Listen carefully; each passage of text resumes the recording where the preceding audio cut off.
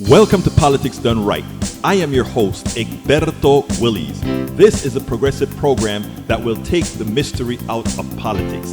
This is the program that will encourage you to make sure government becomes we the people. Whether you are liberal, progressive, conservative, or otherwise, you get to air your point of view.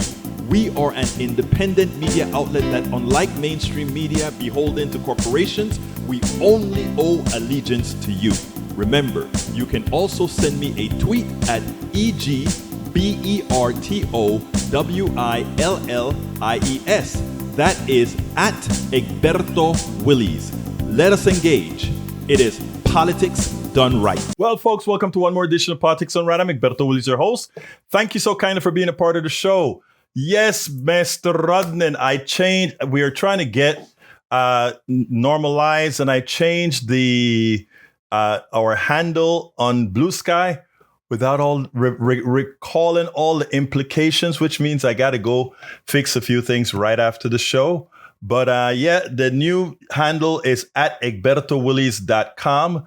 They're asking those of us that have these types of programs on Blue Sky to use our domains as the handle. So that explains why you saw the big difference. Anyway, folks, we are about to start the show. Welcome aboard. Yvette Avery Herod won the race today. She was the first one in the chat. Yvette Avery Herod from Atlanta, Georgia. Second by Lee the Bearcat from Austin, Texas.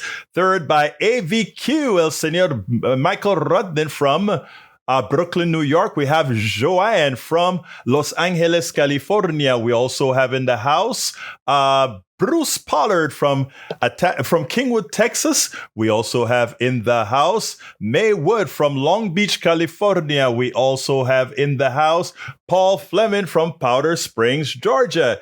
We're already loaded in the Substack.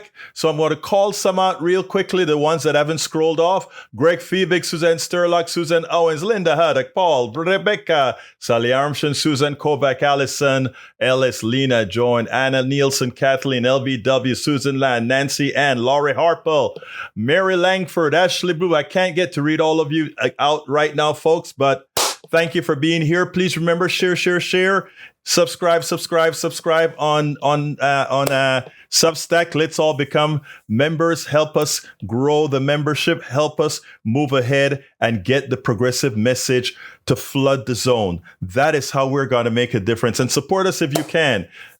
Become a paid subscriber if you can. If we have J. Ray in the house, he says roaring from Houston, Texas. We also have Carl Cox in the house from Georgia. I can't remember the city that Carl Cox is in, but I know he'll remind me. AVQ says lots of Substack people, come on over to Twitch, YouTube, and Facebook so we can see your comments. Well, they can link it in many areas as well. But folks, love you all. Let's see what we've got here. Para ver qué estamos viendo por ahora. Michael Rudden says 5501 movement via Reddit. We are building a massive visible national rejection of this crisis. And yesterday's protests are proof that people, the majority, are taking action to stop a hostile government takeover. Because let's be clear, we do not have a functioning democracy anymore. Trump and his billionaire allies have dismantled our systems of checks and balances, attacked the court, silenced dissent, and declared themselves above the law. This is not politics as usual. This is a hostile takeover by billionaires, corporations, and authoritarian enablers. They are gutting the country for parts and selling us out in the process. We are committed to building our peaceful people's movement and achieving 3.5% participation. History shows that when 3.5% of the people engage in a sustained peaceful resistance, transformative change. That is in the book of, that is a well-known book. You can get, I think it's like 3% once you get those involved. Now, Bruce sent me a link Bruce Pollard, that is, sent me a link a few days ago. I just got to read it this morning.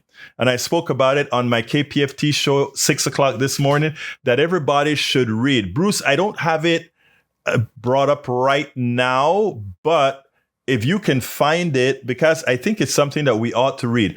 With all the protests that we are doing, we have to do it carefully because Donald Trump is looking for a slip up to invoke martial law. That's why he has the FBI director as well as the I think it's Homeland Security checking out the legalities of how to actually declare martial law. Now that doesn't have to stand if we have a competent Congress that prevents him from doing it after he declares it by impeaching him or otherwise. But again, we have to be cognizant of all the tricks that are going to be attempted right now to squelch the movement. That article written by, I can't remember his name, Bruce, kind of help me out here. You're in the chat, help me out. But it is something worth reading. It is something also worth sharing. It is right. We all have to stand up. And you know what? I want to play a piece by our good friend, our friend who does the Thursday mornings on KPFT with me, Neil Aquino. By the way, Bruce Pollard was kind enough to do it for 2 weeks while Neil was on vacation. So here is the deal. He gave a speech about local, engaging locally, and that can be extrapolated going further. But check it out. That's our first video of the day, Neil Aquino and his speech at the 50501. Well, it seemed like Brackens got to me before I did it. So my brother, Ray Brackens, you got to me before I played the first video. Talk to me, my dear brother. Yeah, it won't be long, Egberto. I just want to, kind of say that I heard your call to action this morning. I didn't hear the live show, but I went back and watched the replay.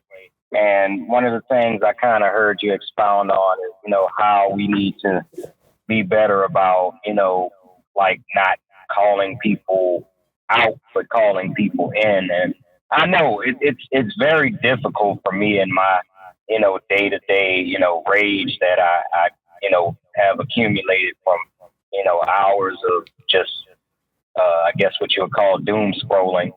And, I want to answer that challenge to try to be better, but it will be difficult, to not call people idiots and to not, dehumanize. What you were saying is sometimes we call people out and we dehumanize them by accident, like they lose their value as a person once you kind of put them in the box of, either not knowing or just, not being worthy of trying to be taught, correct information when they've been misinformed for so long. And Ray, can I give you a big thank you, Ray? I want to give, first of all, thank you, because I didn't know if the way I expressed it this morning, after I said all of that, right, I sat down and I said, I hope that came across not as appeasing, but telling folks that we are in the game together and that we don't want to dehumanize folks, because once we dehumanize somebody, and dehumanization come in several forms, right? Once we do that, we can call them anything. In other words, if I have a MAGA friend, and that's why if you notice, even though a couple of MAGA, Bart and Brian are the ones that pretty much try to terrorize me in the mornings, right? And I try to be brotherly to them. I try to continue the conversation, because if I ever not consider them brothers, the things that I could really think that would come out about how can they believe these things, each of them having have a wife, a daughter, a relative, etc. How can they think that way? The dehumanization, if I don't continue to see them as my brother, that can come out and then it goes haywire. By you coming on and calling in and telling me that you got it, thank you, because that's what I'm hoping. If you got it, and I know how you are because I know you personally, and I know that it's hard on you to, with what's going on. Thank you very much. I appreciate the call and to kind of give me some affirmations there. So thank you very much. And just to say, the challenge in it is that, and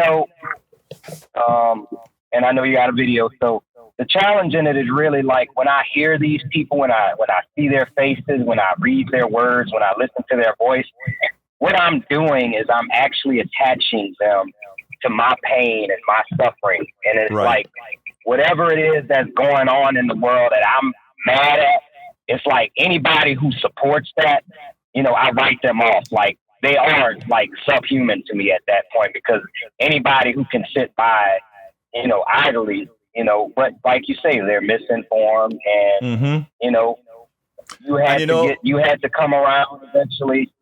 And that was me. That was me, Ray. And that's why I talk about empathy, because I was an a-hole when it came to homosexuality. I was an a-hole when it came to sexism. I was an a-hole in a lot of these things. And so the way I say, if I can change, everybody can change on all these issues. People don't like to bunch racism and those things into those other isms, right? But it's there as well. It's there as well. So, thank you, brother, for that. And anything else before I jump to the video? No, thank you for the time, brother. I'll keep watching. Thank you, bro. You have a good one. And Michael Rudden nails it. He says, Egberto, those who have no empathy for people in outgroups can be convinced to do evil things. Exactly. And Joe says, thank you, Ray. I think I mentioned before, I was raised a fundamentalist, Birth Society fundamentalist, and I broke away. You did such the right thing. But anyway, here is our brother, Neil Aquino. I don't know if Neil knows I'm doing this today, but maybe I'm doing Neil, you're going to be a star today, brother. This is his speech at the 50501 that Cindy Hendrickson from Indivisible Houston. I asked her if she could tape Neil for me, and she did. Cindy, thank you so kindly. And here's Neil.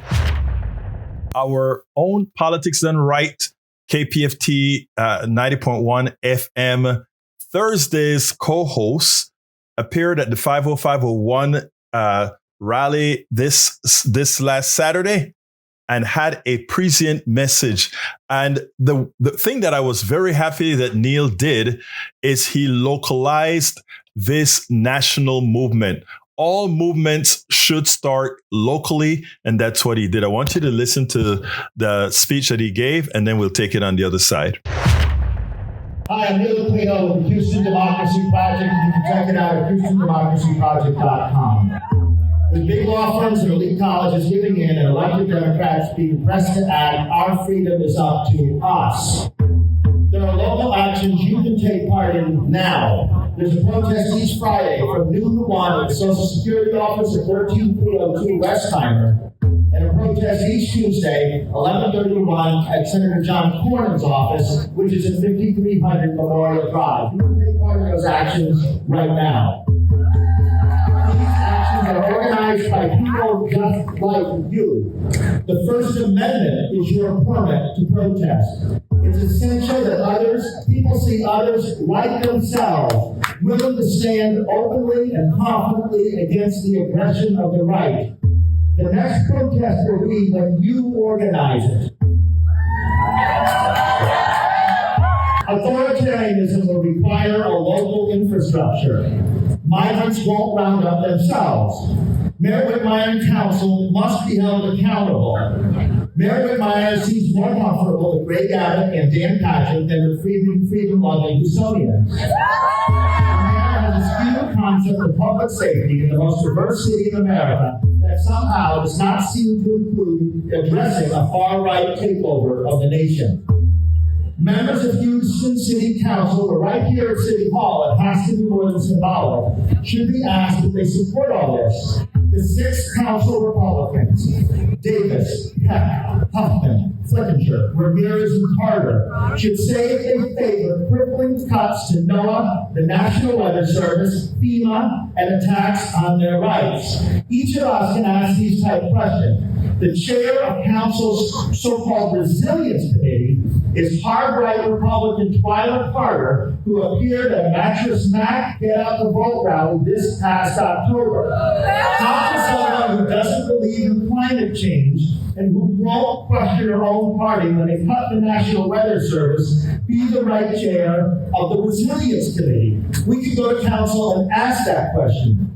The 10 council Democrats, Plummer, Alcorn, Martinez, Thomas, Catholic Tatum, King, Jackson, Evans Shabazz, Castillo, and Pollard must have our backs and join the fight. When you signed up to run for office or be in office at this point, you signed up for the whole deal, and that includes the physical risk and the physical participation of showing up against the authoritarian threat.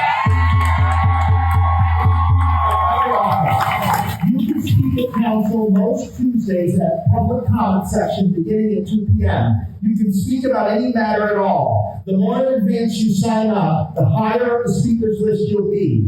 Council holds its agenda business session each Wednesday at 9 a.m. HTV broadcasts. You can watch previous council meetings, and HTV's broadcast on Facebook of these sessions is accessible. This is all headed to the streets. We are meeting the challenge here today. We must continue to meet the challenge. We must find each other, meet the challenge together, and demand that our elected officials at every level, including Houston City Council, have our backs. I nails it. It gave a message and told folks exactly how they can get involved with city council and ensure that our democracy movement begins here. Ensure that the people that we hired in this city, that they do what they ought to do. Check out his site, HoustonDemocracyProject.com. Absolutely. So HoustonDemocracyProject.com. Anyway, folks, so yeah, what Neil ended with there, he said, the movement starts right now. He said, and you know what's the next movement is going to be? Whatever it is you decide to do. Whether it's you standing outside by your lonesome with a sign, whether it's you going in front of somebody's office, you 2, 3, 4 of you, whether it's 1,000 of you getting together and doing something, but just keeping the pressure on and making sure that that what you do it's again peaceful but active, peaceful but factual, peaceful but truthful. So that's what we're talking about, folks. That's what we're talking about. I want to add something to what Brother Ray was talking about when we talk about dehumanization. A lot of times, remember, I'm talking about rank and file folks. I'm talking about all of us. I'm talking about MAGA, conservatives, anarchists, everybody, on how we treat each other in the rank and file. The people that we should have no mercy for are those that are actually invoking invoking that spike in us to have our negative carnality show up. With them, we have no mercy. I don't have a problem calling Donald Trump a troglodyte. He is a dehumanizer. But those who he has dehumanized, I have to be on their side. Those who he have taught to dehumanize, I have to be on their side. And I have to be empathetic there. So it is something that we have to be very careful of. And I'm going to cut that little piece out that I did. Now that Ray mentioned it, and I'm going to cut that little piece out. All right. This morning we had a MAGA caller. And this MAGA, well, we had several, but we had a MAGA caller that I want to show you how we can turn some of what these folks say. Because again, the only reason they're against certain things are because they have been misled by these certain things. So I want you to check this out, and then we will take it on the other side. Both on my 6 a.m. Central and my 3 p.m. Central Politics Done Right programs. The morning show is actually on air, so we get people that call in from their cars, etc. And I get a steady group of MAGA callers that call almost every day, and they're always trying to be, some of them are trolls, some of them try to be challenging. But you know, the most amusing ones that I get are the ones who are trying to make a point. And in making a point, they come out with a logic that proves all the things that we're saying. And that's what happened today with one who called and he said, Egberto, you're always talking about DEI. What about instead supporting MEI? And I said, what is MEI? He said, merit, excellence, and intelligence, to which I got very happy because I expressed to him that pretty much that is what DEI guarantees. I want you to see how I handle this guy. And for all practical purposes, it's not that he fell into our trap. What really happens is that he shows that the thought process that have been imposed on these people of MAGA by their leadership, the people that owes their sycophancies to, that they really stop them from critically thinking. And in doing so, their own intrinsic critical thinking sometimes come out and bite them. Check this out. We'll take it on the other side. Let's go to Bart. Come on in, Bart. Good morning, sir. Good morning, sir. Talk to me, my brother. I had an alternative to your DEI. It's called MEI. And I wanted to see what you thought about it. This should be funny. Go ahead. It's merit, excellence, and intelligence. What do you think? And I think that lines up perfectly with DEI. I think, and I agree with, you know what, Bart, this is going to be the first time that you and I are in agreement. If they want to call DEI, MEI with the definition that you just gave, I would definitely stand for it, because in that regards, all the people that Donald Trump put into office, they will have to get out of there. And we will then be able to get meritorious folks, intellect, and etc. So you and I are in complete agreement, sir. Yes, I think we are, except for the definition of DEI. Oh, no. It's not. No. Sorry. You said it. MEI, you gave the definition of MEI.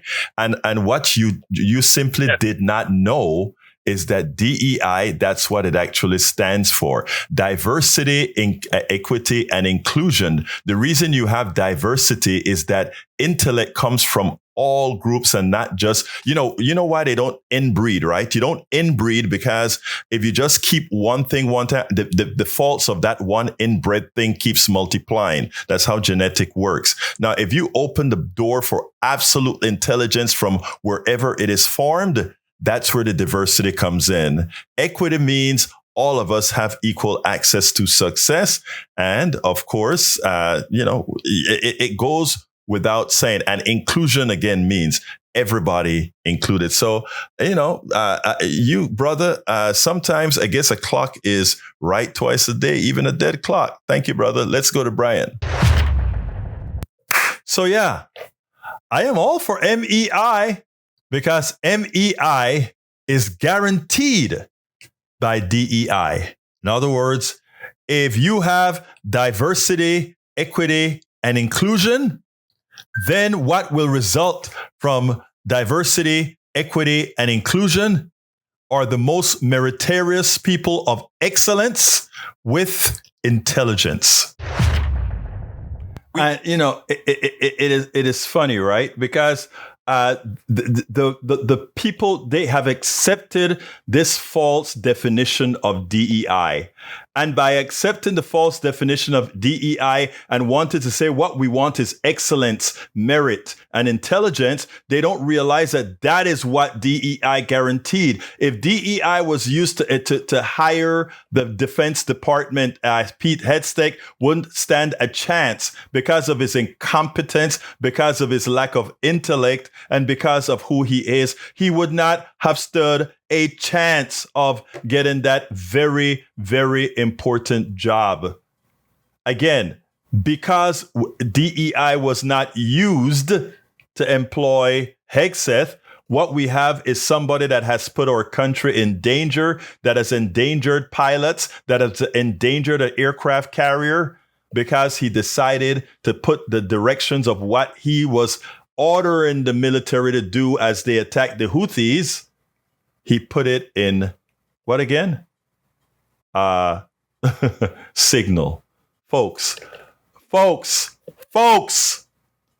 Again, it was great to see a MAGA guy come on and agree with us without realizing that he did. All right, folks. Anyhow, we have another video that is very, very important. I want you guys to see this. And this has to do with China. This has to do with education. This has to do with tariffs. This has to do with how our country is getting destroyed by Donald Trump. And this is not hyperbole. What this is why, as Neil Aquino and others have stated, we got to go out there and be a part of the solution. Stephen Mann says, MEI from Substack says, MEI is waiting after adoption by employers.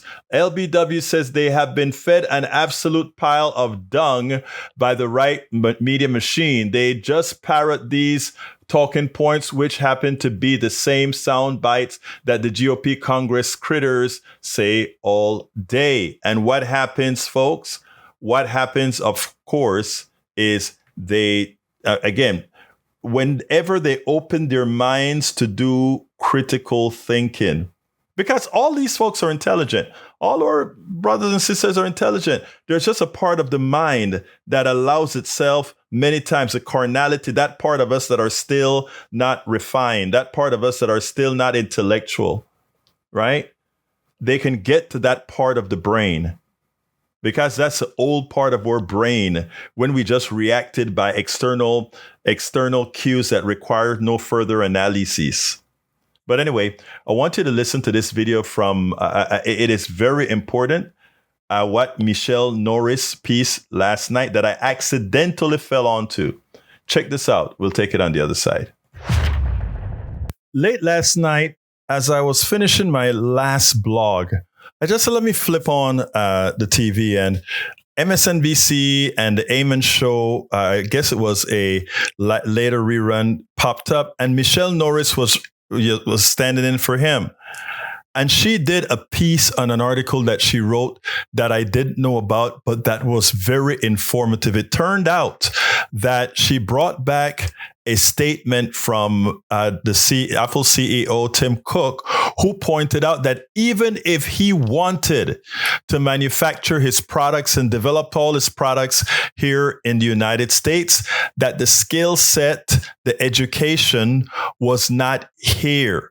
It simply is not here, and it is based on the continual failure of the policies of many of our states in educating its people. Now we have Donald Trump, who further wants to put us behind with the education policies that he's coming up with the intrusion in universities and et cetera that he's doing.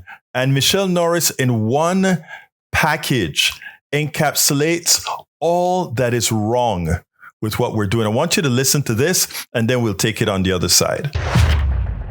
Nearly a decade ago, Apple CEO Tim Cook explained why China was so vital to the manufacturing supply chain for his company's products.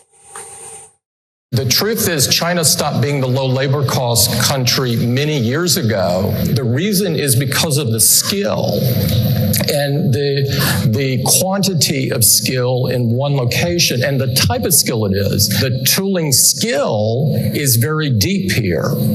You know, in the US, you could have a meeting of tooling engineers and I'm not sure we could fill the room. In China, you could fill multiple football fields. That was Tim Cook speaking in China at a global financial conference several years ago, and yet his words are especially relevant today in the midst of President Trump's escalating trade war on China. That disparity he described between engineers in the U.S. versus China could only become wider due to the Trump administration's policy choices. This president is actively threatening colleges and universities while gutting crucial research efforts. He has even proposed scrapping programs like Head Start for low-income students and families while trying to eviscerate the Department of Education. Now, contrast that with China.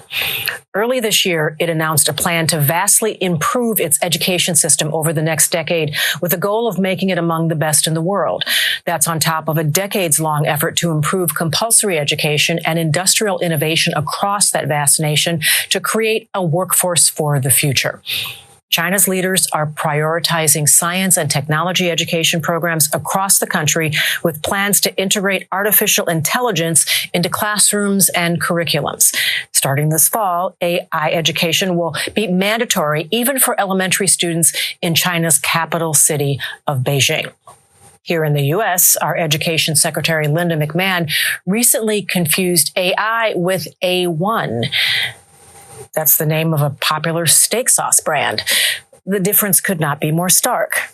In truth, America's disinvestment in education is not a new problem. It predates Donald Trump. According to the Center for Security and Emerging Technology, China has nearly double the amount of students graduating with science and technology PhDs than we do here in the United States. In 2019, an international study found that Chinese students ranked higher than American eighth graders in almost every educational category. American middle school students came in 16th in math and 14th in science, trailing behind kids from a host of other countries, including Singapore, Japan, Russia, and several others.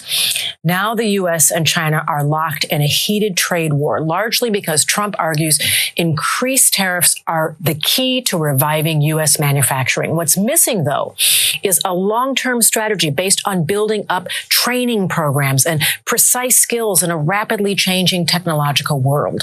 In order to actually compete with China, we need more investment in education at all levels. By gutting the education department and picking fights with the universities, Trump is making one thing clear.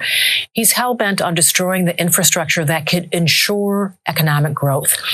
When you poll voters about what matters to them, education often comes up high on the list, but our current spending and strategic priorities in this nation do not reflect that. When education comes up in the news cycle, it's often in the context of school shootings, GOP book bans, attacks on trans student athletes, or debates about so-called critical race theory. But Trump's attack on education goes much deeper than these culture wars.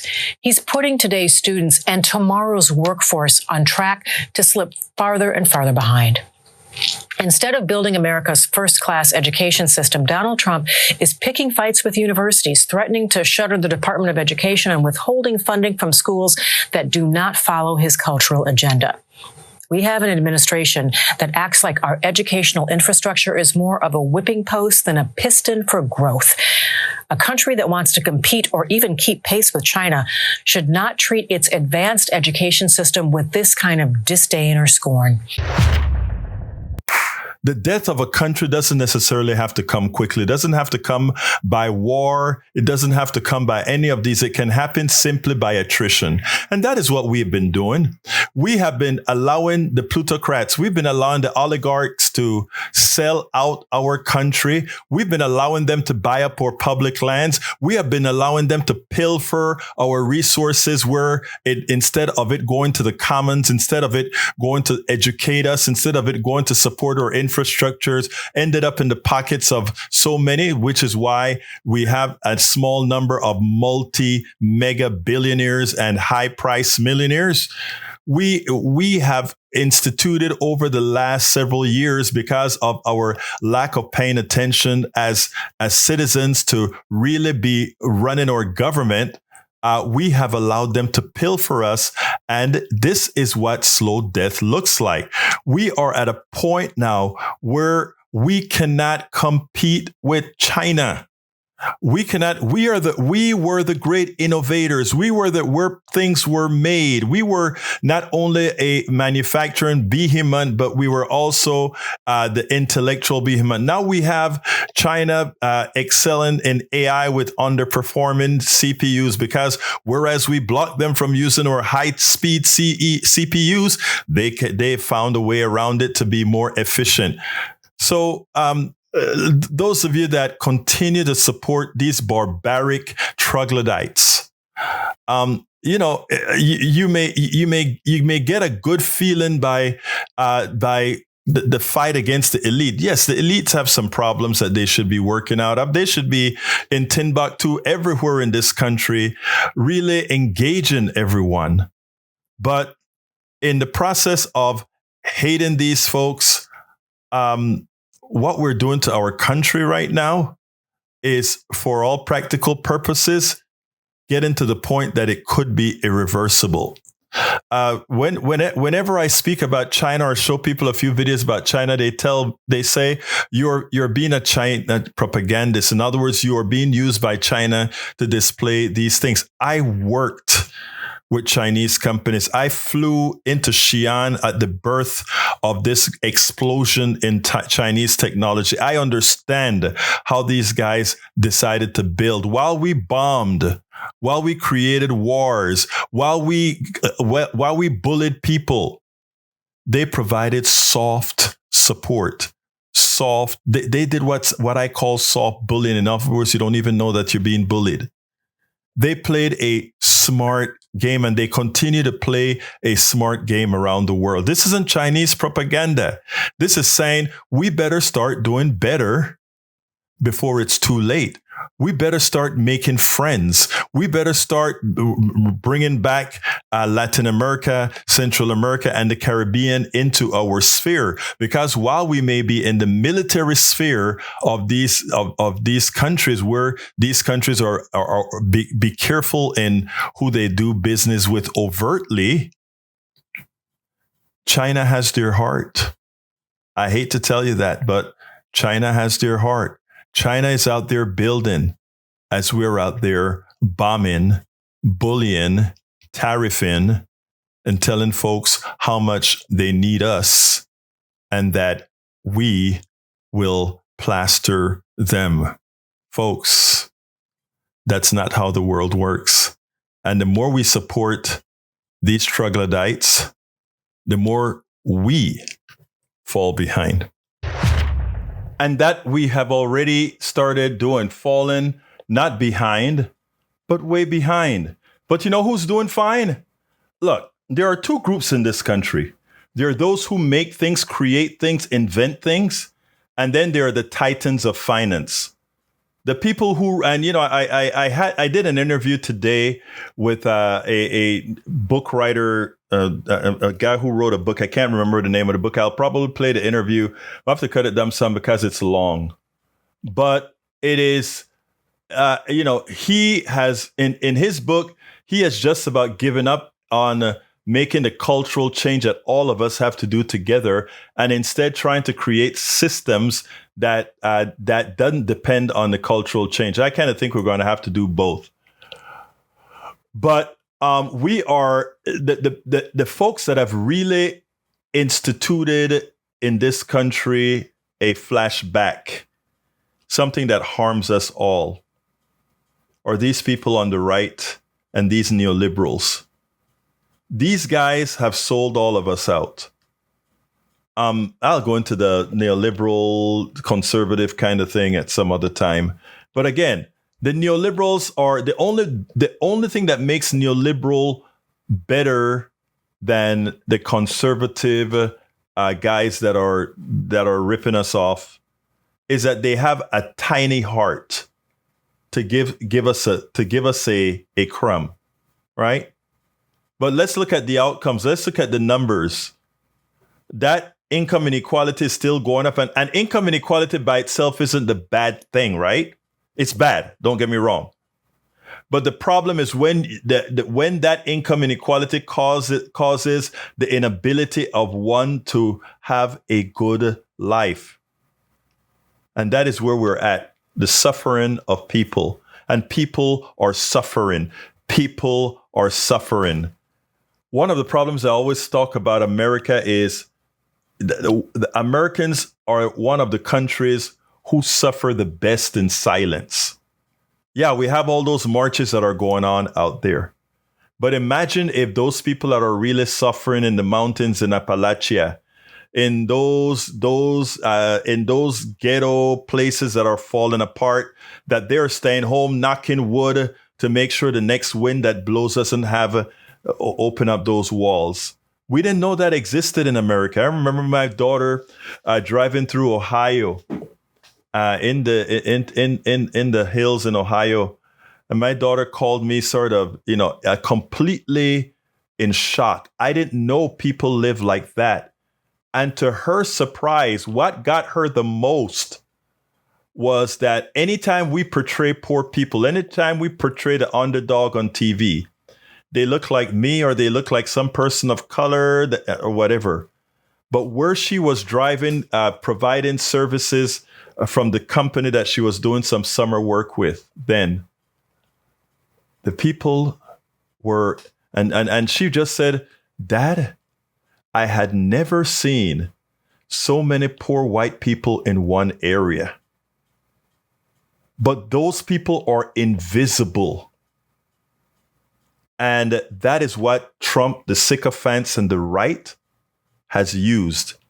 Those people are invisible. They don't know the reality of what's going on outside of their domain. So they can be told anything. They can be taught how to hate. They can be taught how to do. And that is where we progressives are failing. I remember when Ocasio-Cortez, AOC, said, I am going into Appalachia. And she had a congressman that was from Appalachia in the district she was going in. Come on over. And as soon as she accepted, he said, no, don't bother coming. I wonder why. Let me tell you this, folks. Politicians that are listening to me here, progressive politicians to hell with the politicians that are out there already who refuse to go into Timbuktu, Texas, who refuse to go into Yoakum, Texas, who refuse to go into all these places that they should go in there. Go in there and take the heat. We should have been there a long time ago. So these people are going to be mad at you because you left them. And I don't want to hear the racism portion of the argument right now. Really. You know, I've dealt with enough racism already, and I would still go into these places. Maybe I'll have to go with a little bit of my white posse, but I will still go into these places. But we have to let these people know that there's something, and that's a discussion I had with the book writer today as well. I said, don't you think education, don't you think going in there and taking, there's this theory out here right now that people are talking about that is, it's all racial. These people just don't want to see, they will eat scraps if it means that black folks or brown folks or immigrants don't get a piece of the pie, because they hate them so much that they will go ahead and take scraps not to make sure they are included in the pie. And Obama proved that theory wrong at these 2 elections. And I've already told you guys that story many times. When that canvasser went out there and asked that woman, who are you voting for? And she turned around and asked her husband, who are we voting for? And that husband said, honey, let them know we're voting for the N-word guy. I am not asking people to love just for, even if they're racist or they're sexist or to love. I'm saying if we can teach people to vote their interest, and things were at that point then that couple, as racist as they were going to pull that trigger for Brother Obama. Because at that point in time, he went there, he messaged there, he had his people there saying, this is what we are going to do for you. He didn't have just a big commercial on TV saying we're doing this. He went and he had people that was of his folk go out there and talk to these people and hung with these people. And I don't want to hear, you want to know why the Democrats are down to 25% support? Who the hell knows what they're doing? The only ones that are coming out are the damn neoliberals. Now you see the support that AOC and Brother Bernie is getting. You know what they're doing? They're engaging. They're going into these communities. They're saying we care. They're saying we care. And that's what it's all about, folks. Okay, last video of the day coming up. Last video of the day. You know that Bernie Sanders and AOC are doing something special. And you know that Donald Trump is actually doing something that's starting to freak out Republicans and MAGA when you hear them equate Donald Trump, Bernie Sanders, and AOC. I want you to listen to this, and then we'll take it on the other side. Mark, one of the parallels that is being drawn in this moment is to the inception of the Tea Party movement, which we all remember started during the Obama administration. Do you see those parallels playing out? How do you see this? Sure. I think there's a lot of energy on the left, but I think I think we live in really unserious times, Kristen. I think the reality is that you're highlighting that the Bernie Sanders AOC rally at the same time that Donald Trump is pursuing Bernie Sanders trade policy. The Trump administration is advocating tax increases on job creators in America. Their economic policy is exactly what AOC and Bernie Sanders would want. And that's not where the Tea Party started. The Tea Party started with cutting spending and cutting the size of government. And although the Trump administration is doing that through DOGE, you look at so many other points, as Maria actually made, about centralization inside the executive branch that is actually a lot of economic policies that are exactly what Bernie Sanders was advocating for his whole career. Yeah, I mean, you think about a leaderless party, Maria Teresa, and remarkably, former President Biden stepped into the spotlight this week, made some pretty powerful words about President Trump, his agenda. What do you make of President Biden within the first 100 days, which is much earlier than we've seen past presidents, come out and speak out against his successor? Mark, how do you think Republicans see this moment when you do see Democrats kind of struggling to figure out what their message is? I mean, do you think it emboldens President Trump, or could we see a moment where, for example, the Egberto Garcia case backfires against the president? Look, I think that for Republicans, look, Joe Biden's the gift that keeps on giving, and there's nothing they'd like more than to see, Bernie Sanders and Joe Biden as the future of the Democrat Party, because there's not a lot of future there. So I think for Republicans, sure, this is emboldening to see how sort of disorganized the Democrat Party is. But, on the legal front, Kristen, I think in the last week we have seen something different where there have been district court judges that Trump appointed ruling against him. You highlighted the Fourth Circuit Court of Appeals, a Reagan appointee having a very strong decision against Trump, and now even the Supreme Court. So I do think we're at a different point today. Now, Martin Short has some nerve. First of all, they realized the power of the oligarchy movement, the move against the fight against the oligarchy that Bernie Sanders and AOC are going around the country and working on. And they're scared because this is a populist movement that is actually showing support from the people. Then, of course, that the media, the mainstream media, isn't playing the Bernie Sanders oligarchy tour up as big as it really is. And then, of course, we know the thousands of protest marches around the country in red states, blue states, purple states. They're not covering as they would have covered the Tea Party. So when Kirsten Weckler asks him, do you think this movement, like the Bernie Sanders AOC oligarchy movement, is actually going to be serious like the Tea Party was? Oh, he comes back and he says, no, I look at these as not serious times. After all, Bernie Sanders, Donald Trump is doing everything that Bernie Sanders and AOC wants to do. And that's not where we are. Martin Short is false, but it's a new narrative that they're going to try to push if it works. And what is it they're going to say? They're going to say, when Donald Trump starts his decline, well, he's already started decline, but they're going to start equating Donald Trump with Bernie Sanders AOC. And why are they going to do that? Because the populist movement by Bernie Sanders AOC is taking off, and they want to hold back the Republicans because a lot of Republicans are going to say, well, I can't deal with Bernie Sanders. The problem is many of those folks at Bernie Sanders AOC's rallies are Republicans, are independents. They are people who the Trump tariffs are killing. The small business persons, I've interviewed quite a few of them that are getting trashed by what they don't know about the tariffs and how the tariffs are going to affect them.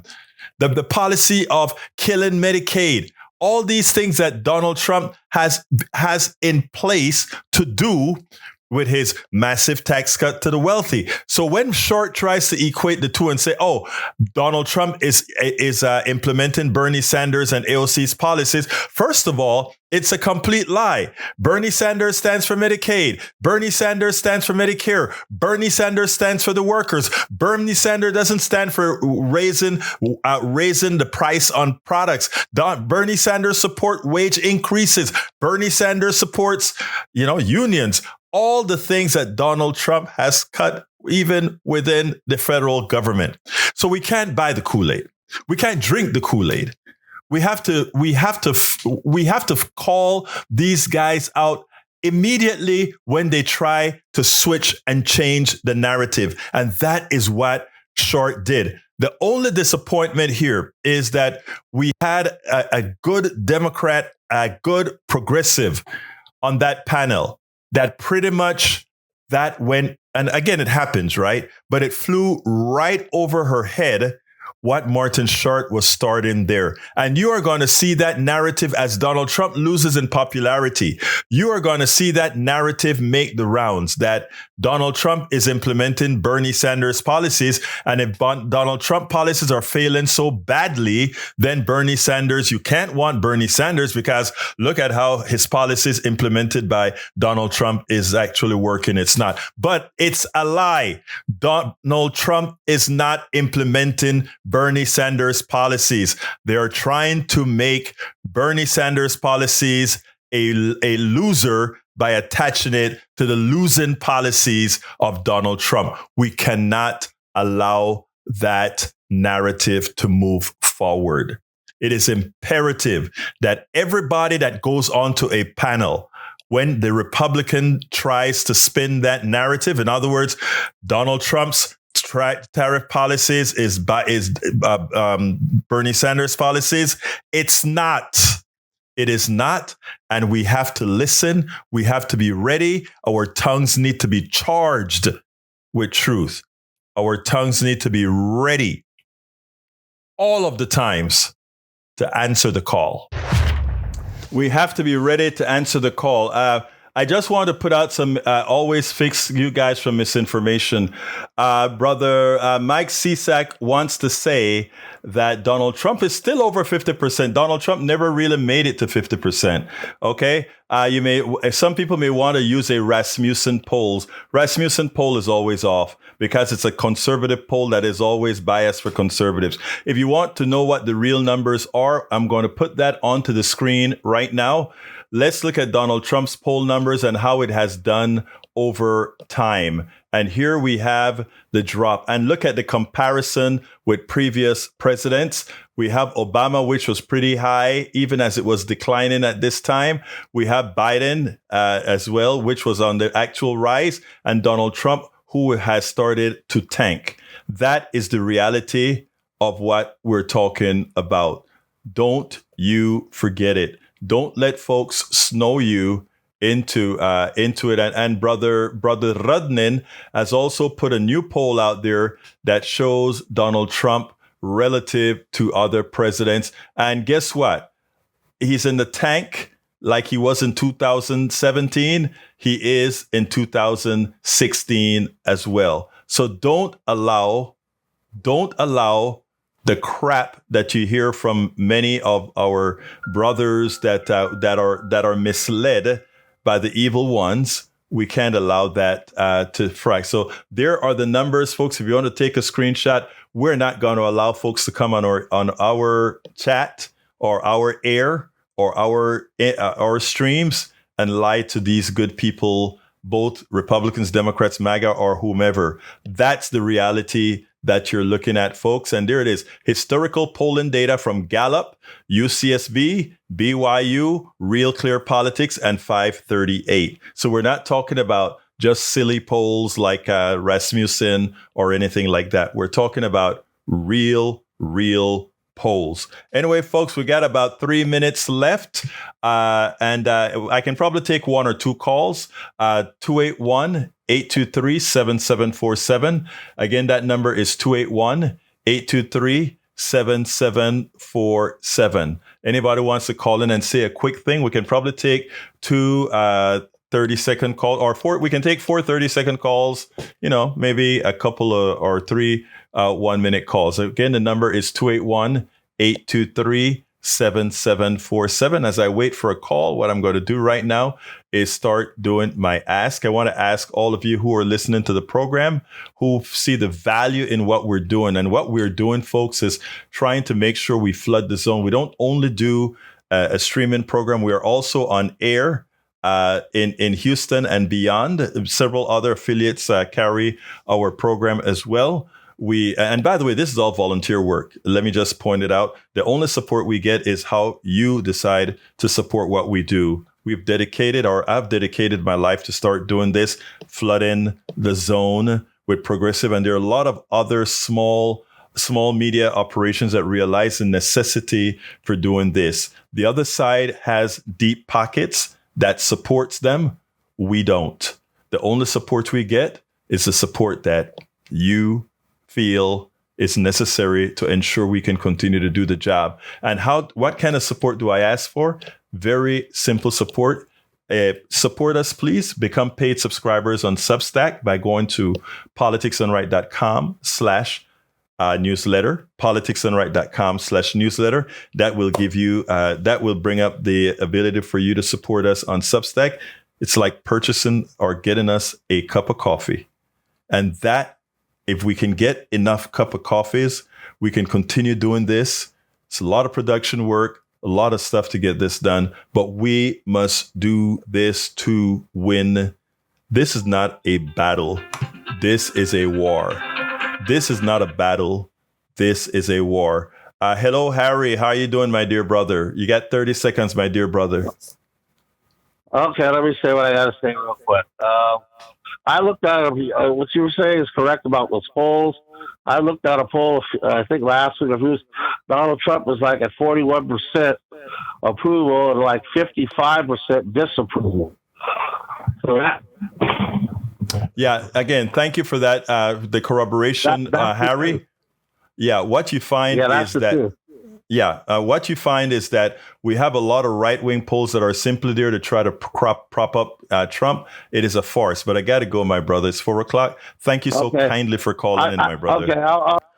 Now, again, folks, please support the program again. That you can support the program by going to politicsdoneright.com/newsletter. There are other ways to support us. Again, we have our Substack, we have our Patreon, etc. But right now, what we're asking is that you support us via becoming paid subscribers of our newsletter at politicsdoneright.com/newsletter. Look, folks, we got to get out of here. Love you all. My name is Egberto Willies. This is Politics Done Right. And you guys know how I end this baby. I am what? Out. We spend a lot of time deconstructing the news, trying to parse it into a form that everybody can understand. We try to find those little nitpicks where it flies above the fray, etc. If you really like these videos that we do, I want to ask a big favor. Please go ahead. Number 1, subscribe to our channel. And number 2, please join if you can. Thank you so kindly for watching. Keep watching. Please remember to share. We must populate the entire internet with our progressive message, a message that we know is what most Americans say that they want. So help us, please join.